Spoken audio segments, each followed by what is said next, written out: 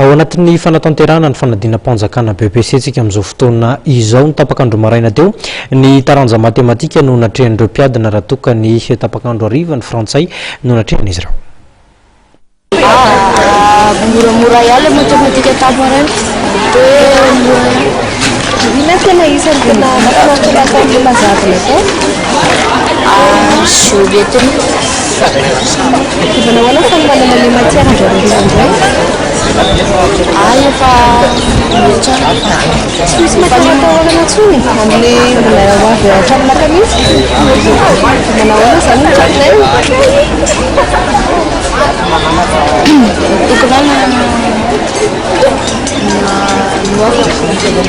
matetika mina ny lazava tsy haiko fa le fanontaniana no sarotsarotra ina ny tena isan'ny hitany hoe hitanao hoe tena sarotsarotra tamin'ny izy tao numérique deuxième question dia manao ahoana fanomanana an'le matière iray andro any ariva ka vonina ka manao ahoana afaka numérique mora fa ny géométrique misy sarotsarotra.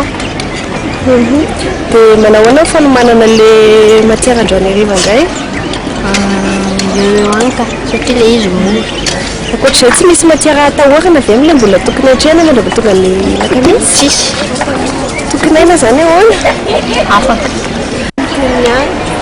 somary sarotra dia somary mora ina ny tena hitanao hoe sarosarotra tamin'le adina tao Mathématique.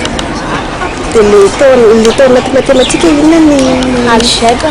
zany tena atahorana dia manao ahoana ny fanomanana an'le matière ariva Efa vonona sady français fa viva dia mirakely.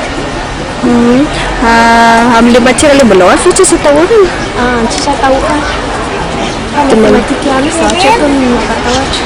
manao ahoana nefa ny tokony aina Manatena.